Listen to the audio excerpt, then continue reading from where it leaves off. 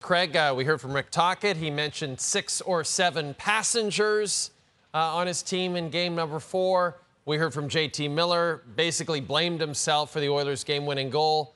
This team was pretty hard on themselves considering they only lost by 1. Should they be hard on themselves? JT Miller should never be hard on himself. The bottom line is he's the emotional barometer of their team, so I'm just going to move past that, but that's what leaders do. Rick Tocchet made a key thing here. Jay, will is a skill. And he said they didn't have enough of it. He said it's not X's and O's. It's about a will to get to the puck. It's about a will to get to position. It's about a will to hold the puck and to take a hit and to battle. And he said there wasn't enough players doing that. And they asked him about Elias Pettersson. I mean, Elias Pettersson has been poor through these whole playoffs. And Rick Tocchet just says, enough of that, that's it. He's got to be better. But he's not the only one that's got to be better. So when you get to playoff hockey, and this is Rick Tocchet talking, you get to playoff hockey, it is about will. Adam Foote behind that bench, Sergei Gonchar, Rick Tocchet, it's about will. They know what will is about. Do the players, number one, know what the will is about? And do they have it? That's the question. Because will is a skill. Just like some guys can skate real fast and some guys can handle the puck really well, some guys have a lot more will than other players. He mentioned Connor Garland. And again, a coach is going to play the players he thinks can help him win. So just go look at ice time. The coaches will tell you by how they use players. Go look at the ice time. That will tell you who he had faith in and who he didn't have faith in. And there was enough players on Vancouver. Listen, they had a little bit of push. Rick made a little while. Maybe we were wearing them down. You weren't wearing them down. Because at even strength in this game, the Edmonton Oilers ruled it again. And if that's how the Vancouver Canucks are going to play and rely on Sheloffs or rely on poor goaltending from the Edmonton Oilers, you're not going to find out. You're going to be on the margins. They found themselves on the margins of this game, and now it's a 2-2 series. But again, you have to find more. That's what the Edmonton Oilers did. They found more from more players in their lineup. After Game 3, they had too many players that didn't give enough. They found more from those players. That's what Rick Tocchet's hoping for in Game 5. And Craig, you know, I thought Marty Biron made a great point earlier on the panel. The shot totals, you know, you look at this Vancouver Canucks team, even in the games they won against Nashville, the shot totals were super low in a couple of those games, and the shot totals were low tonight. Is it just a matter of just getting more pucks on the net for the Vancouver Canucks at some point? I don't know if it's about getting pucks on the net. I mean, that is a part of it, Jay. Certainly you don't dismiss that end of it. But you also have to get into position.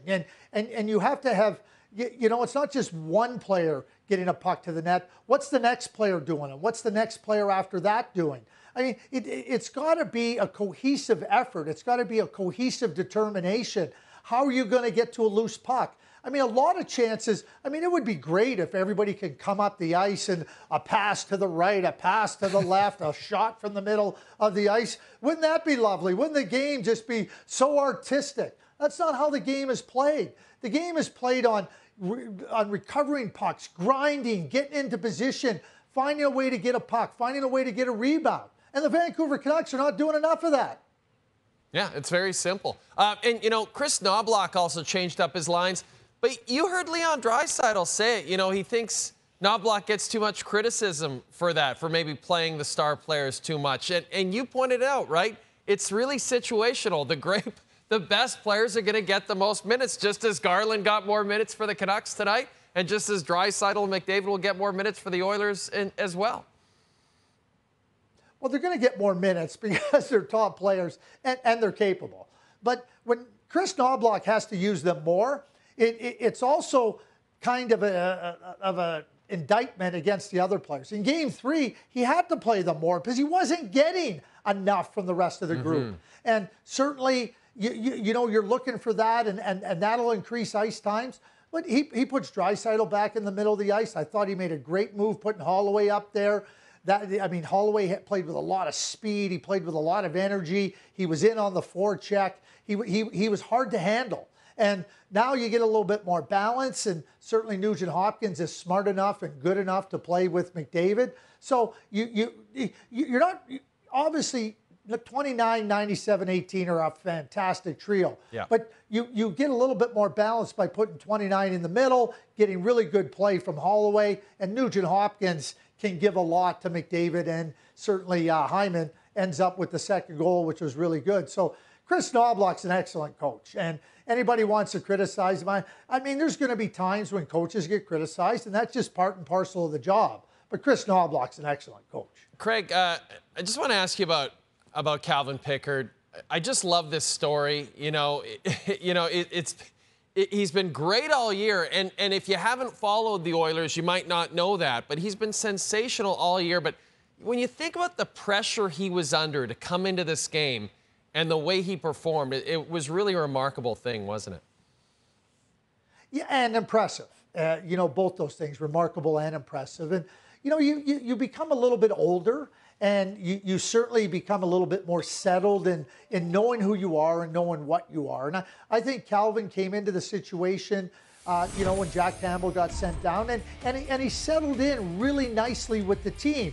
And for Chris Knobloch, we look at it and go, oh, Calvin Pickard starting game 4. Oh, boy, what a bold move. Is this desperation of a rookie coach? I mean, the stupid comments I hear out there. I mean, if I had $1 for every stupid comment I heard on Chris Knobloch being a rookie coach and desperation, I'd be $1,000 richer today, Jay. But, that's why he's such a good coach, and he's got conviction.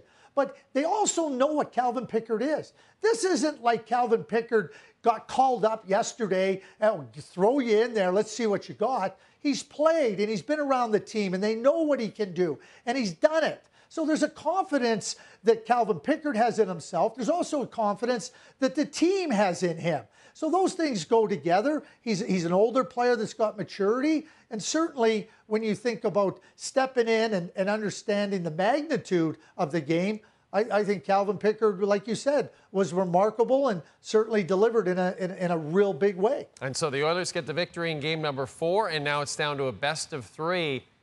Game 5 will go to Vancouver now. Craig Button, thank you so much for this.